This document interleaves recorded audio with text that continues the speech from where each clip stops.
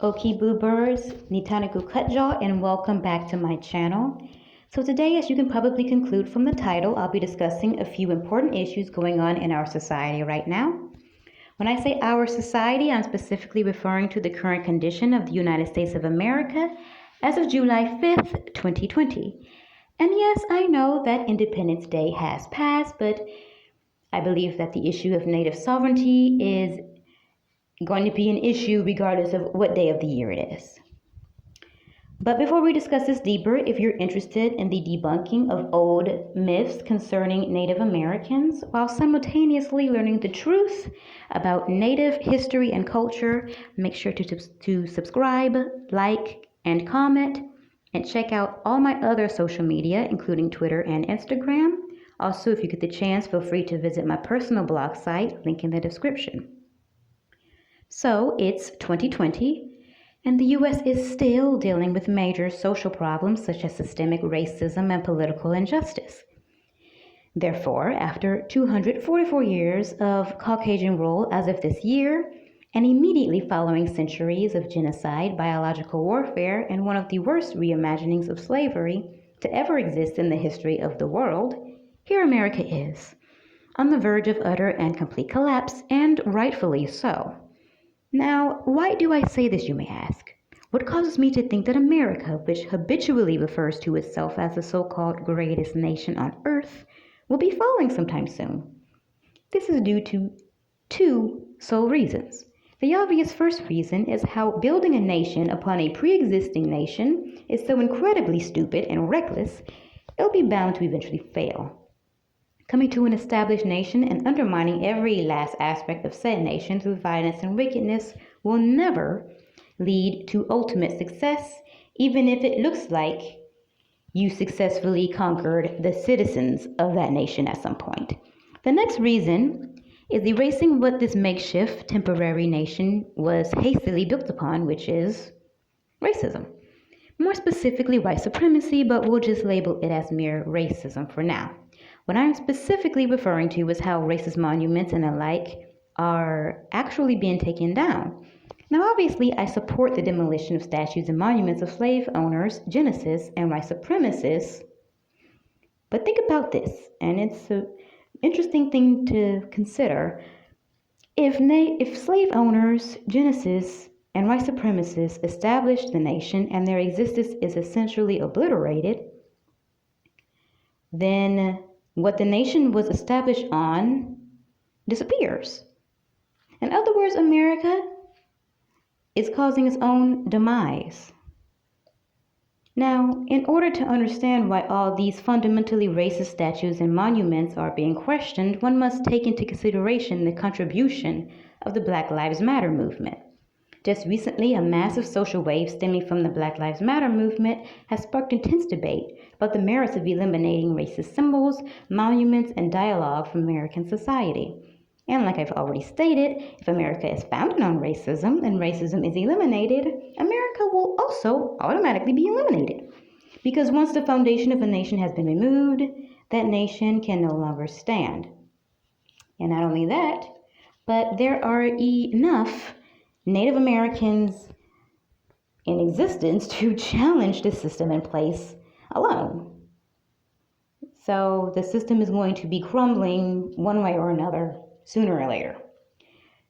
Well, anyway, going back a bit here, the Black Lives Matter movement has been in place for well over a decade, but made an intense and international reemergence following the death of George Floyd at the hands of police in Minnesota. Now, George Floyd was a black man, one of countless black men who've died at the hands of police ever since the U.S. established its police force. You may be wondering why his death specifically warranted so much unprecedented attention by mainstream media and the general public, and what set him apart from all the other black men who died before, during, and after his death. And that's because he was actively involved with the Caucasian woman. As I'll be discussing in a later video, intermarrying with natives and black people is part of a larger plot being pushed by Caucasians abroad to the demise of the aforementioned groups, but I digress. So, from the outside looking in, it looks as if what many are referring to as the second civil rights movement, has been working. And if you were unfamiliar with just how strategic and diabolical the dominant society was, you would think so too. I have to admit it, but even I, being Native and fully aware of how Caucasian systemics work, mistakenly believed that Black people were making unfathomable progress. Then I remembered that this was America and I deflated. After all, the only real reason slavery ended was because the U.S. needed a larger population to participate in its economics, since those on Capitol Hill wanted the nation to be a global economic superpower, and slaves, contrary to the lie being pushed in schools today, did not earn money. So why do I, a Native American, even mention the Black Lives Matter movement? After all, what does that have to do with Natives? Well, what most people don't know is that the overwhelming majority of Native Americans actually support Black people in their fight against white supremacy. Since Native Americans are also dealing with the aftermath and ugly realities of white supremacy as well, this would make sense. Native Americans and Black Americans are both fighting oppression from literally the exact group of people. The same group that brought Africans from their home continent to our land is the same group that stole our land after brutal warfare and unthinkable vile acts. So Native Americans and Black people should be very close, right? Not exactly. I didn't realize this until a few years back, but I often wondered why Natives and Black people didn't come together more often. When you think about it, if a unified Native race came together with the unified Black race, we could easily defeat white supremacy. But this hasn't happened, not yet anyway, and it makes me wonder why. Well, some time ago, in the midst of the heat of the Black Lives Matter movement, which has cooled down a bit now, I made the huge mistake of contacting two Black female social commenters to see if they wanted to share in dialogue about how Natives and Black people could demolish white supremacy and European imperialism. At the time, it seemed like a rather harmless proposition, because even if they weren't interested, they could have just said no.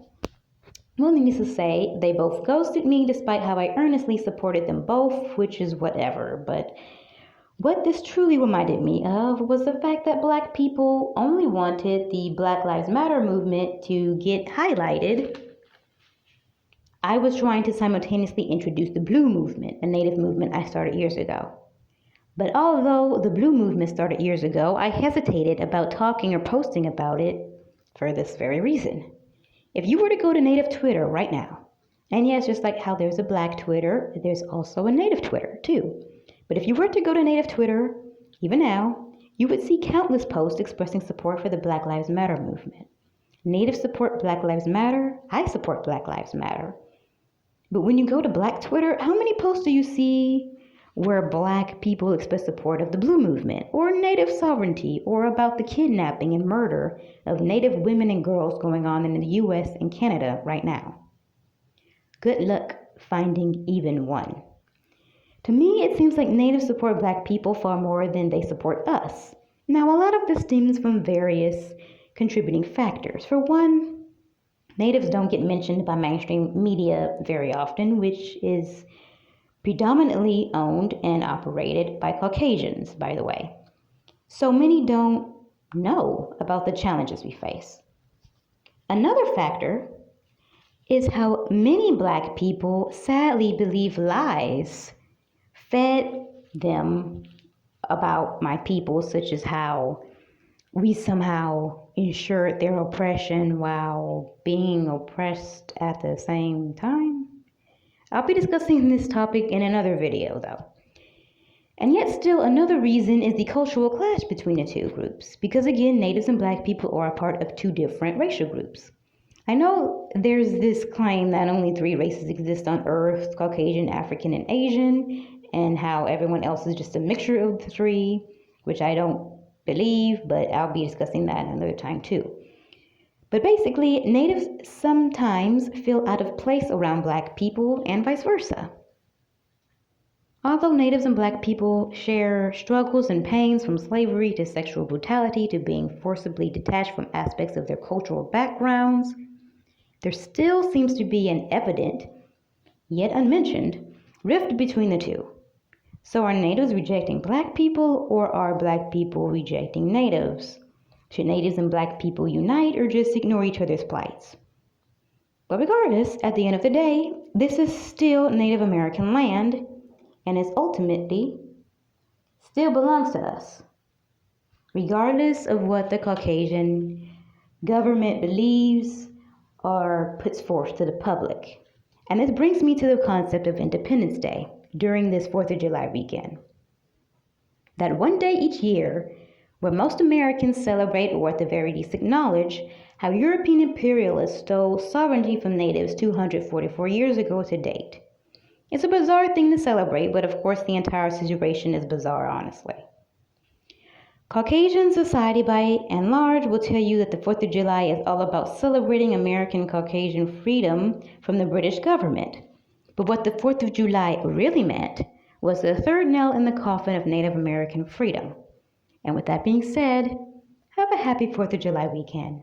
I'm Cut Jaw, this is The Bone Thread, and I'll see you all in the next video.